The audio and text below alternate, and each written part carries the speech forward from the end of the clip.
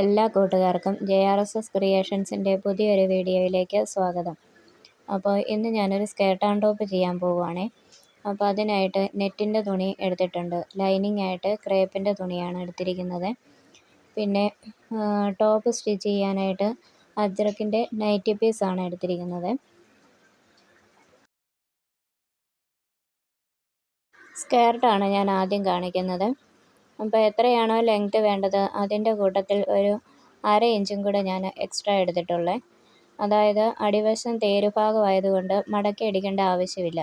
അപ്പോൾ മടക്കി അടിക്കണമെന്നുള്ളവർക്ക് 1.5 ഇഞ്ച് തയ്യൽ തുമ്പ് കൂട്ടിയെടുക്കണം കേട്ടോ. പ്ലേറ്റ് ഇട്ടാണ് ഞാനിവിടെ പാവാട ചെയ്യുന്നത്. അപ്പോൾ കുഞ്ഞു കുഞ്ഞു പ്ലേറ്റ്സ് ഇങ്ങനെ അങ്ങേയറ്റം വരെ എടുക്കുന്നുണ്ട്. നെറ്റിൻ്റെ തുണി ഞാൻ എടുത്തിരിക്കുന്നത് വണ്ണത്തിൻ്റെ കൂടെ അതിൻ്റെ 3 ഇരട്ടിയാണ് കേട്ടോ ഞാൻ പ്ലീറ്റ് ഇടാനായിട്ട് എടുത്തിരിക്കുന്നത്. അടുത്തത് ലൈനിങ് കട്ട് ചെയ്യുവാണേ. അപ്പോൾ നെറ്റിൻ്റെ ക്ലോത്തിൻ്റെ ലെങ്ത് എത്രയാണോ അതിൻ്റെ ഒരു 2 ഇഞ്ച് കുറച്ചിട്ടാണ് കേട്ടോ ഞാൻ ലൈനിങ്ങിൻ്റെ തുണി കട്ട് ചെയ്തെടുത്തിരിക്കുന്നത്. അപ്പോൾ ക്രേപ്പിൻ്റെ തുണിയാണ് ലൈനിങ് എടുത്തിരിക്കുന്നത്. അത് സെപ്പറേറ്റ് ആയിട്ട് ഞാൻ പ്ലീറ്റ് ഇട്ടെടുക്കുന്നുണ്ട്. അപ്പോൾ നെറ്റിൻ്റെ തുണിയും ക്രേപ്പിൻ്റെ തുണിയും രണ്ടും പ്ലീറ്റ് ഇട്ടെടുത്തിട്ട് അത് തമ്മിൽ ജോയിൻ ചെയ്തെടുത്തിട്ടുണ്ട് കേട്ടോ. പിന്നെ ബെൽറ്റിനായിട്ട് നമുക്ക് എലാസ്റ്റിക് വെക്കാനായിട്ട് ബെൽറ്റിനായിട്ട് ഒരു പീസ് തുണിയും എടുത്തിട്ടുണ്ട്. എലാസ്റ്റിക്കിൻ്റെ വീതി അനുസരിച്ചാണ് ബെൽറ്റിൻ്റെ ക്ലോത്ത് എടുക്കേണ്ടത്. അപ്പോൾ എലാസ്റ്റിക്കിൻ്റെ വീതിയുടെ ഇരട്ടി എടുക്കുക. അതിൻ്റെ കൂടെ 1.5 ഇഞ്ച് തയ്യൽ തുമ്പും കൂടെ കൂട്ടി എടുത്തിട്ടുണ്ട്. ഇനി ഈ പ്ലേറ്റ് ഇട്ടിരിക്കുന്നത് അതിൻ്റെ സൈഡൊന്ന് കൂട്ടിയടിക്കണം. ലൈനിങ്ങും മെയിൻ ക്ലോത്തും കൂടെ കൂട്ടിയടിക്കുകയാണ് കേട്ടോ ഞാനിവിടെ ചെയ്യുന്നത്. നിങ്ങൾക്ക് വേണമെങ്കിൽ സെപ്പറേറ്റ് ആയിട്ട് വേണമെങ്കിലും അടിക്കാം. ലൈനിങ് സെപ്പറേറ്റ് അടിക്കാം. ആദ്യം മെയിൻ ക്ലോത്ത് സൈഡ് കൂട്ടി അടിച്ചതിന് ശേഷം ലൈനിങ് അങ്ങനെ അടിക്കാം. അതല്ല എന്നുണ്ടെങ്കിൽ രണ്ടും രണ്ടായിട്ട് വേണമെങ്കിലും അടിക്കാം കേട്ടോ.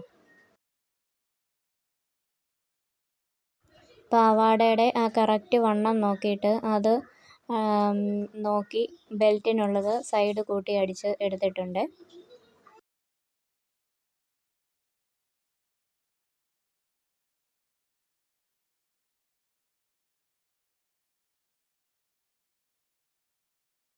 ഇനി അതിൻ്റെ ഒരു സൈഡ് ചീത്ത വശത്ത് വെച്ച് കൂട്ടി അടിക്കുന്നുണ്ട്.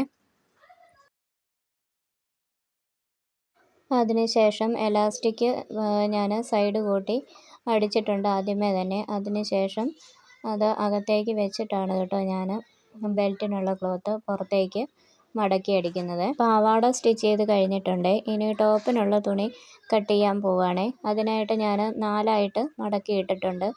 അതിനുശേഷം ഷോൾഡർ അടയാളപ്പെടുത്തുന്നുണ്ട്.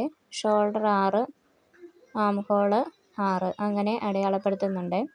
അപ്പോൾ ഇത് എൻ്റെ മോളുടെ അളവാണ് കേട്ടോ. അപ്പോൾ നിങ്ങൾക്ക് എത്രയാണോ വേണ്ടത് അതിനനുസരിച്ച് എടുക്കുക.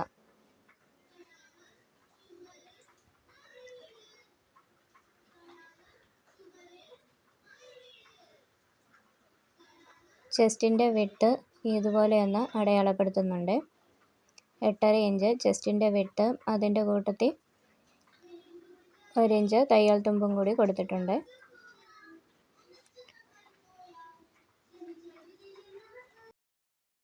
വേസ്റ്റിൻ്റെ ഇറക്കം ഞാനൊരു 10 ഇഞ്ച് ഒന്ന് അടയാളപ്പെടുത്തിയിട്ടുണ്ട്.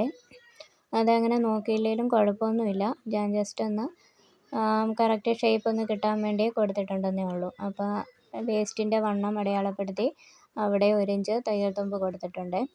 പിന്നെ ടോട്ടൽ ഇറക്കം ഞാൻ എടുത്തിട്ടില്ലായിരുന്നു. അപ്പം ടോട്ടൽ ഇറക്കം എത്രയാണോ വേണ്ടത് അത് അടയാളപ്പെടുത്തുക. അതിൻ്റെ കൂട്ടത്തിൽ ഒരു 1.5 ഇഞ്ച് തയ്യൽ തുമ്പും കൂടി കൂട്ടിയെടുക്കുക കേട്ടോ. അപ്പോൾ 17 ആയിരുന്നു എനിക്ക് ഇവിടെ ടോട്ടൽ ലെങ്ത്ത് വേണ്ടത്. അപ്പോൾ അതിൻ്റെ കൂട്ടത്തിൽ 1.5 ഇഞ്ചും കൂടെ കൂട്ടി 18.5 ഇഞ്ചിൽ ഞാനിങ്ങനെ മാർക്ക് ചെയ്തെടുക്കുന്നുണ്ട്. അതായത് അടിഭാഗം മടക്കി അടിക്കാൻ നമുക്ക് 1 ഇഞ്ച് വേണം. മുകളിൽ ഷോൾഡർ കൂട്ടി അടിക്കാൻ 1/2 ഇഞ്ചും വേണം. അങ്ങനെയാണ് 1.5 ഇഞ്ച് തയ്യൽ തുമ്പ് വരുന്നത് കേട്ടോ. അതിനുശേഷം അതിങ്ങനെ ഒന്ന് മാർക്ക് ചെയ്തെടുക്കുന്നുണ്ട്.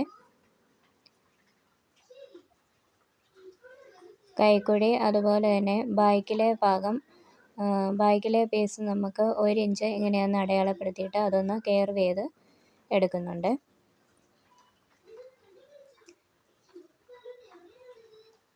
ഫ്രണ്ട് കൈക്കുഴി ഒരു 1/2 ഇഞ്ച് അകത്തേക്ക് കുഴിച്ച് വരച്ചിട്ടുണ്ട്. ഇനി നെക്ക് മാർക്ക് ചെയ്യണം. നെക്കിൻ്റെ വിഡ്ത്ത് എത്രയാണോ വേണ്ടത് അത് എടുക്കുക. അപ്പോൾ ഫ്രണ്ടും ബാക്കും ഞാൻ സെപ്പറേറ്റ് ആയിട്ടാണ് കേട്ടോ നെക്ക് കട്ട് ചെയ്യാൻ വേണ്ടി പോകുന്നത്. അപ്പോൾ സെപ്പറേറ്റ് ആയിട്ട് ഞാൻ ബാക്ക് പീസ് മാറ്റി ഇട്ടിട്ടുണ്ട്. അതിനുശേഷം ഫ്രണ്ടിലെ ആം ഹോൾ കുഴിച്ച് വരച്ചിരിക്കുന്നത് അതൊന്ന് കട്ട് ചെയ്ത് കൊടുക്കുന്നുണ്ട്.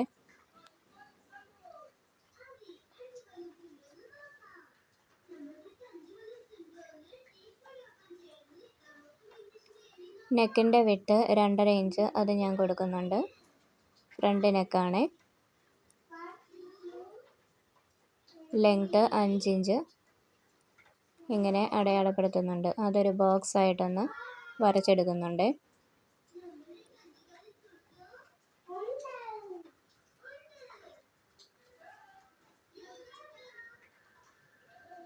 ഞാൻ എൻ്റെ ഇഷ്ടത്തിനൊരു ഷേപ്പ് നെക്കിന് ഞാനൊന്ന് വരച്ച് കൊടുത്തു കേട്ടോ. അപ്പോൾ മോൾക്കത് ഇഷ്ടപ്പെട്ടില്ല. അവൾ വീനക്ക് മതിയെന്ന് പറഞ്ഞു. അപ്പോൾ പിന്നെ ഞാനത് മാറ്റിയിട്ട് വീനക്കാണ് കേട്ടോ പിന്നെ ഞാൻ വരച്ച് കൊടുക്കുന്നത്. ഞാൻ ജസ്റ്റ് ഇങ്ങനെ ഒന്ന് വരച്ച് നോക്കിയതാണ്. വരച്ച് കഴിഞ്ഞപ്പോൾ എനിക്കും അത്രയ്ക്ക് അങ്ങോട്ട് ഇഷ്ടപ്പെട്ടില്ല.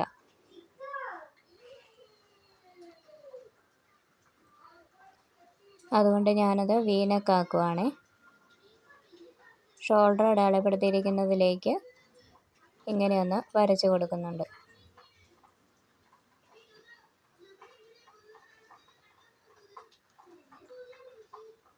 അപ്പോൾ നെക്ക് ഇങ്ങനെയൊന്ന് കട്ട് ചെയ്തെടുക്കുന്നുണ്ട്.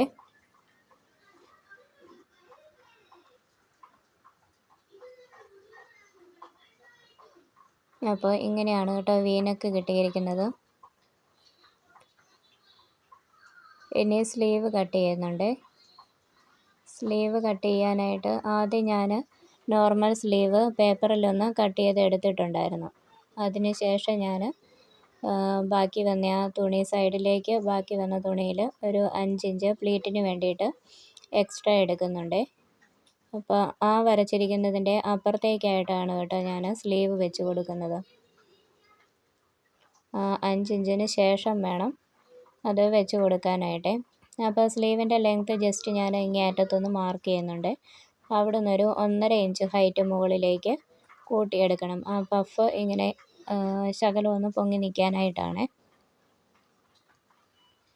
അതിനുശേഷം ഇതുപോലെ വെച്ചിട്ട് ഇങ്ങനെയൊന്ന് മാർക്ക് ചെയ്തെടുക്കുന്നുണ്ട്.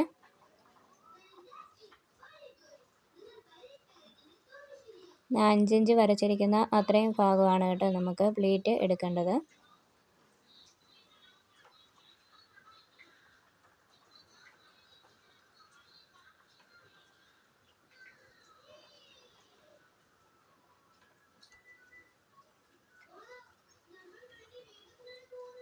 ഇനി അതൊന്ന് കട്ട് ചെയ്തെടുക്കുന്നുണ്ട്. അപ്പോൾ ഫ്രണ്ടിലെ നെക്ക് കട്ട് ചെയ്യുന്നത് മാത്രമേ ഞാനിത് കാണിച്ചിട്ടുള്ളൂ. ബാക്കിലെ നെക്ക് റൗണ്ട് നെക്കാണ് കേട്ടോ ഞാൻ കട്ട് ചെയ്തിരുന്നത്. അത് നെക്കിൻ്റെ വിഡ്ത്ത് 2.5 ആയിരുന്നു ഫ്രണ്ടിലെടുത്തത്. അതുപോലെ തന്നെ 2.5 ഇഞ്ച് വിഡ്ത്ത് എടുത്തിട്ട് എത്രയാണോ ലെങ്ത്ത് വേണ്ടത് അതിനനുസരിച്ച് ബോക്സ് പോലെ വരച്ചിട്ട് ഞാനൊരു കർവ് പോലെ വരച്ച് കട്ട് ചെയ്യുമായിരുന്നു ചെയ്തത്.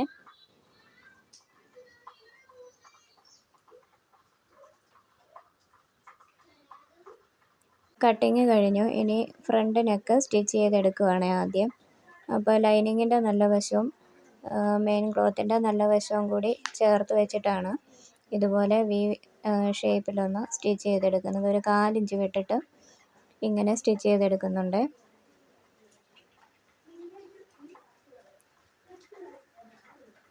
ഇനി ആ ലൈനിങ്ങിൻ്റെ പീസ് ആ ഷേപ്പിലൊന്ന് കട്ട് ചെയ്ത് കളയുന്നുണ്ട്.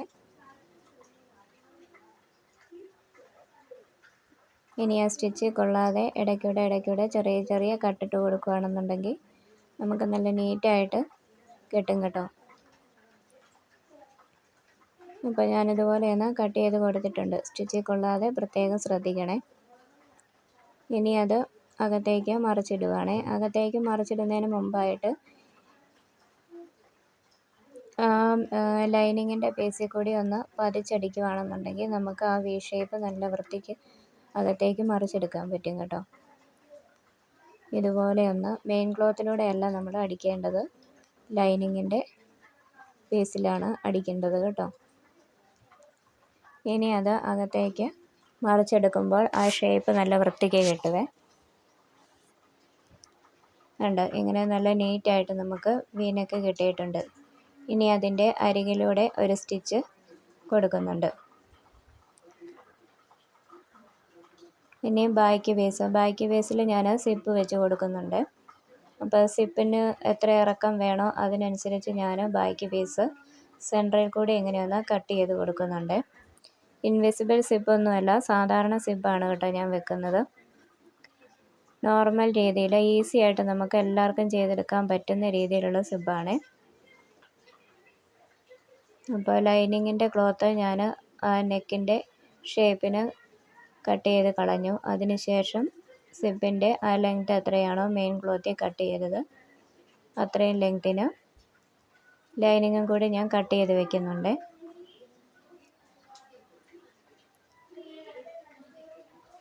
ഇനി ലൈനിങ്ങിൻ്റെ നല്ല വശവും മെയിൻ ക്ലോത്തിൻ്റെ നല്ല വശവും ചേർത്ത് വെച്ച്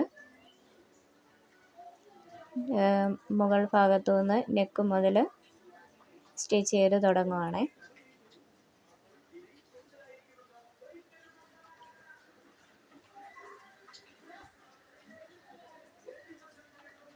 ഇതുപോലെ വെച്ചിട്ട് ഒരു 1/4 ഇഞ്ച് വിട്ട് ഇതുപോലെ നമ്മൾ ആ സിബ് വെക്കാൻ താഴേക്ക് കട്ട് ചെയ്തിരിക്കുന്നത് അതുപോലെ അടിച്ച് അടിഭാഗത്ത് വരുമ്പോൾ ഒരു വി പോലെ വരണം കേട്ടോ. എന്നിട്ട് മണ്ട വരെ ഇങ്ങനെ സ്റ്റിച്ച് ചെയ്തെടുക്കുന്നുണ്ട്. അപ്പോൾ അത് ഞാൻ സ്റ്റിച്ച് ചെയ്തെടുത്തിട്ടുണ്ട്.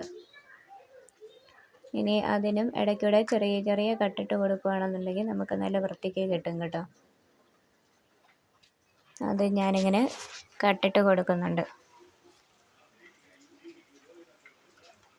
അടിഭാഗം ആ വി പോലെ ഇരിക്കുന്നത് സ്റ്റിച്ചിൽ കൊള്ളാതെ അതിൻ്റെ തൊട്ടടുത്ത് വരെ ഒന്ന് കട്ട് ചെയ്ത് എടുക്കണം കേട്ടോ.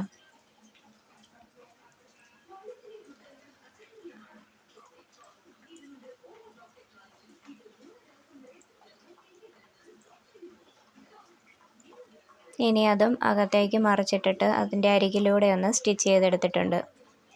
ഇനി സിപ്പ് അകത്തേക്ക് വെച്ചിട്ട് ഇതുപോലെ പരമാവധി നമ്മൾ ക്ലോത്ത് തമ്മിൽ അടുത്ത് വരാവുന്ന പോലെ, സിപ്പ് അധികം വെളിയിലേക്ക് കാണത്തില്ലാത്ത പോലെ പരമാവധി അടുപ്പിച്ച് വേണം. അതായത് ആ സിപ്പിൻ്റെ സെൻറ്ററിലേക്ക് കയറി നിൽക്കുന്നത് പോലെ ഒരു വശം അടിച്ചെടുക്കണേ.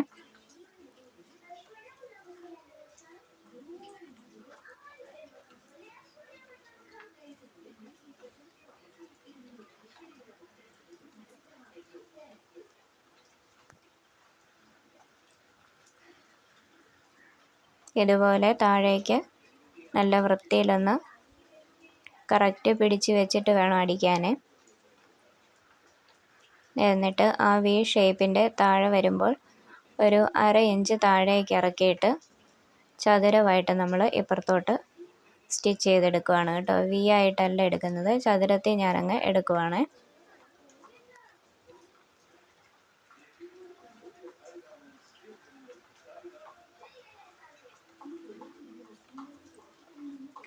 ഇപ്പുറത്തോട്ട് തിരിച്ച് വെച്ചിട്ട്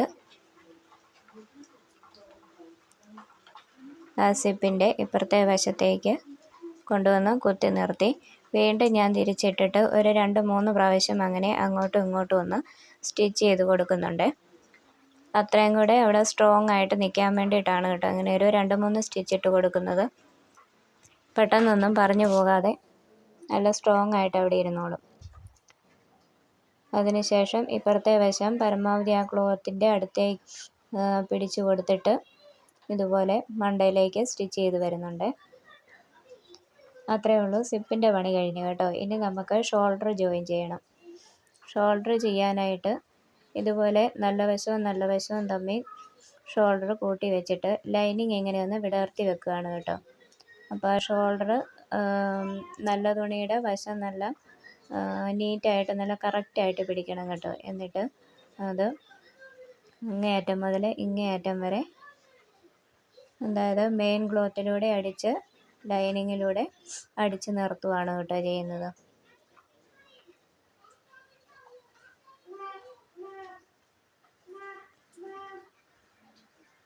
ഇങ്ങനെ ചെയ്യുവാണെന്നുണ്ടെങ്കിൽ നമുക്ക് തയ്യൽ തുമ്പൊന്നും കാണത്തില്ലാതെ നല്ല വൃത്തിക്ക് കിട്ടും കേട്ടോ.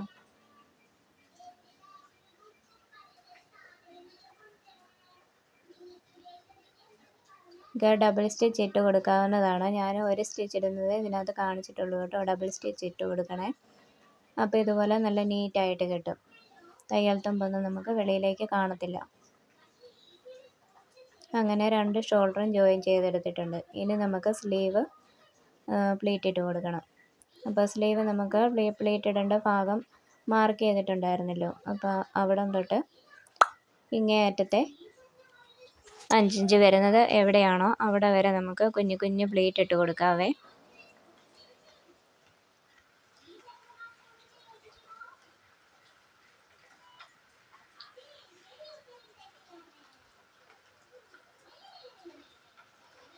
അതിൻ്റെ താഴ്ഭാഗവും അതുപോലെ തന്നെ അത്രയും ഭാഗം പ്ലീറ്റ് ഇട്ട് എടുത്തിട്ടുണ്ട്.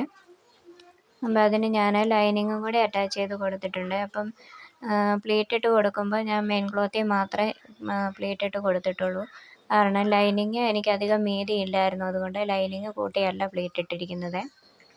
ഇനി അതിൻ്റെ സെൻറ്റർ ഒന്ന് മാർക്ക് ചെയ്തിട്ട് കറക്റ്റ് ഷോൾഡറിൻ്റെ അവിടെ ആ സെൻറ്റർ വരുന്നത് പോലെ വെച്ച് കൊടുത്തിട്ട് അവിടെ മുതൽ സൈഡിലേക്ക് അടിച്ചു കൊടുക്കുവാണ്. അപ്പോൾ നമ്മൾ ഇങ്ങനെ അടിക്കുമ്പോൾ സ്ലീവിന് നീളം കൂടുതലോ എന്തെങ്കിലും തോന്നിയെന്നാൽ അതിനനുസരിച്ച് അഡ്ജസ്റ്റ് ചെയ്ത് നമുക്ക് അപ്പുറം ഇപ്പുറം പ്ലീറ്റ് ഇട്ട് കൊടുക്കാം കേട്ടോ. സെൻറ്ററിൽ നിന്ന് ഇപ്പുറത്തെ സൈഡിലേക്ക് അടിച്ചതിന് ശേഷം തിരിച്ച് വീണ്ടും അടിച്ച് ഇങ്ങേ അറ്റം വരെ അടിച്ച് ഡബിൾ സ്റ്റിച്ച് ഇട്ട് കൊടുക്കണേ.